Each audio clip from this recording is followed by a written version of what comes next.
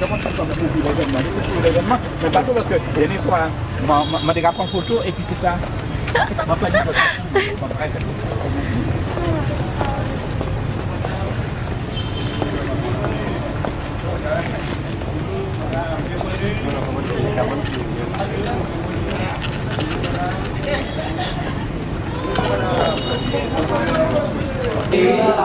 Oh, nous sommes vraiment touchés.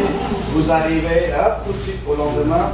Vous êtes là avec nous pour nous soutenir dans cette cause commune de la francophonie, pour la promulgation, pour la promotion de la langue française, de la culture française et de la culture francophone dans son ensemble, et pour la formation des ressources humaines vietnamiennes, francophones et de haute qualité. Bravo. Merci beaucoup. Bon, alors, est-ce que vous pouvez m'aider à expliquer ces... Merci. Donc, pour ne pas prendre trop de votre temps, je vais présenter brièvement notre département de français, notre université, parce que vous venez d'entendre le titre, le nom est très long de notre département, de notre institution. Et puis après, dans la deuxième partie, selon le programme préparé avec, grâce à Gala Touriste, donc là chez nous, vous invitons à aller voir nos étudiants, visiter nos classes. Bien, pour la première partie, notre département de langue française. Le langue français, il a été créé officiellement par un décret du ministre en 1962.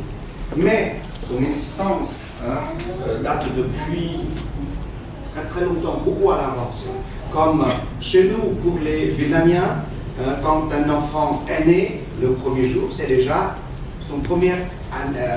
sa première année, parce qu'on compte aussi les 9 mois de gestation chez la maman. Voilà. Donc là, c'est notre département de français, est né en 1955 avec la création de l'école normale supérieure de Hanoï, qui formait et qui forme toujours des professeurs dans différentes disciplines, dont le français, c'est-à-dire les professeurs de français langue étrangère. Au départ, nous n'étions que une petite section dans la faculté des langues de l'école normale supérieure de Hanoï. En 1962, on a créé officiellement un département. Donc on est passé d'une section en un département de français.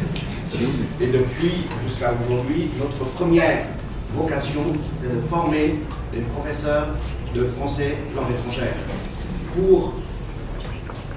Dans le passé, jusqu'en 1975, c'est pour le nord du Vietnam, parce que vous connaissez sans doute notre histoire. Après 1975, on a continué à former des professeurs de français pour tout le Vietnam. Pourquoi? Parce que simplement, après la réunification du pays, dans le sud, les enseignants, beaucoup de professeurs de langue sont partis à l'étranger. Donc nous, on est françaises qui viennent nous aider aussi. Ils nous envoient aussi des stagiaires. Actuellement, nous avons 3 stagiaires, un de Montpellier 3 et 2 autres de Artois. Et chaque année, on reçoit régulièrement des stagiaires comme ça, des stagiaires en Master 1 ou en Master 2, en langue étrangère, ou bien en géopolitique, pour faire le stage ici. Ils peuvent participer à nos cours en tant que lecteur, en tant que stagiaire, enseignant. Et puis, il y a aussi des associations, par exemple, la préface, c'est une association des anciens professeurs de Grenoble, de la région de Grenoble, qui envoient régulièrement depuis 12 ans des enseignants et professeurs à la retraite pour nous aider. Donc chaque année, 3 mois, on nous envoie 3 ou 6 mois, c'est-à-dire une ou deux personnes, deux collègues, à préparer leur cours, les manuels, la rédaction des manuels, et intervenir dans des cours auprès de nos étudiants, ou bien dans des formations continues pour nos collègues. Comment devenir professeur? Un concours, c'est une formation. Comment on retrouve? Voilà, donc après le lycée, après le baccalauréat comme dans le système français, nous avons, dans le passé, il y avait un concours très très sélectif. Je ne sais pas, pays, de région, peut-être de vos projets. Si possible. Déjà, bien sûr.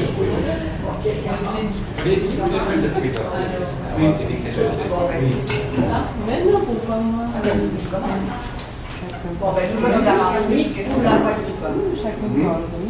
Alors, la Martinique ou la Guadeloupe sont des îles françaises d'outre-mer. Donc, je ne sais pas si vous les situez, mais c'est vers les Amériques. On fait partie de l'arc antillais. Vous faites partie des dômes. Exactement, le département d'outre-mer. Alors, territoire.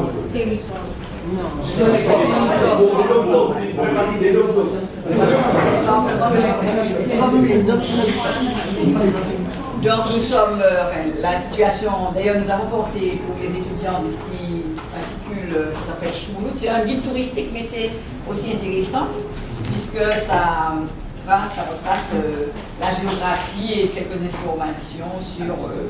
donc on est situé à 7000 km, alors on a dit la métropole, mais c'est la France, puisque nous dépendons de la France, même du département français.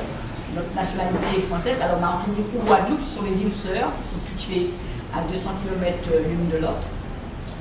Donc pour venir au Vietnam, nous sommes partis de la Martinique, nous sommes arrivés à Paris, donc 7000 km, 8h30 à peu près d'avion. Ensuite de Paris, nous sommes arrivés par Dubaï à Hanoï et nous sommes donc arrivés hier. Alors, en grande majorité, on est des enseignants, mais il y en a quelques autres qui ne sont pas enseignants. Et de différentes matières. Hein. Alors, moi-même, j'étais professeur de mathématiques, parce qu'il y a quelques retraités et quelques personnes qui ne le sont pas. Il y a des professeurs d'histoire géo, de sport, d'économie, de français, d'économie, de gestion, on a un documentaliste, bon, il y a un peu de tout. L'espagnol aussi. Et donc, il y a un peu de tout. Qu'est-ce qu'il faut dire encore? Alors, sur notre oui, alors il y a beaucoup d'enseignants qui viennent du lycée Schellcher. Alors, le lycée Schellcher est un lycée donc, de Fort-de-France. Fort-de-France étant la capitale de la Martinique. Et donc, c'est l'amicale de ce lycée, dont je suis la trésorière, qui a organisé ce voyage pour découvrir notre pays. Voilà.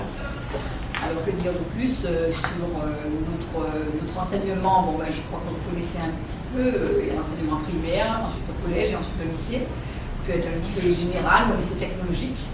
Après, en général, on fait des études pour devenir enseignant. Donc, nous avons pratiquement tous fait des études soit en France ou parfois chez nous.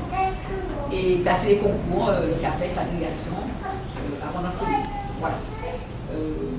Le relais. Vous pouvez recruter chez nous, après l'université, on va passer un concours pour être titularisé. Alors ça peut être l'agrégation, comme madame par exemple, qui est premier professeur de mathématiques, mais aussi il y a le CAPES, aussi pour enseigner au lycée ou au collège. Et il y a aussi le professorat des écoles pour ceux qui enseignent le primaire. D'accord? En fait, c'est le système français, exactement. C'est exactement la même organisation qu'en France. Nous sommes très français. La couleur du change. Alors, notre pays, Martinique, Guadeloupe et Antilles, bon, ben, c'est un mélange de culture, puisque nous avons des ancêtres africains et européens. Nous avons été, il y a eu la traite. L'esclavage et tout ça, hein, on parle Très simple. Et puis il y a eu l'accord asiatique à travers la main-d'œuvre venue d'Inde, de certains comptoirs indiens à l'époque. Et puis ensuite, on a eu aussi des Asiatiques venus de Chine. On a également des Vietnamiens chez nous. Oui, parce que moi j'ai lu quelque part qu'en Martinique, il y avait il y a des mots aussi. Oui, en Guyane. Oui, c'est la même famille. Parce que chez nous, il y a 54 ethnies différentes. Et là, c'est. Moi, j'ai lu que là, c'est. En Martinique, il y avait peut-être des romans aussi. C'est une des ethnies du village. Monsieur, ma belle-sœur a été en classe avec la petite fille, la petite nièce, au Chili, une demoiselle au Chili. Ah, Ho Chi Minh, elle s'appelait Ho Chi Minh. C'était une parente, c'était une descendante Officiellement, notre oncle célibataire. Lurci ou en Lurci, je ne sais pas. J'en ai une petite précision. On a tendance à oublier les autochtones qui étaient là avant. Moi, je suis des descendants caraïbes. Ce sont les premiers, les premiers habitants de l'île où on a été. Moi, je suis bien au Guadeloupe. Nous sommes 3 Guadeloupe là. Donc, c'est juste effectivement, mais il ne faut pas oublier les Caraïbes. Oui, tout à fait. Tout à fait. Oublier fortement. Voilà. Les premiers habitants étaient donc les Caraïbes, et ensuite. Ils ont ici des sections. La France est prise sans moi. Non, mais c'est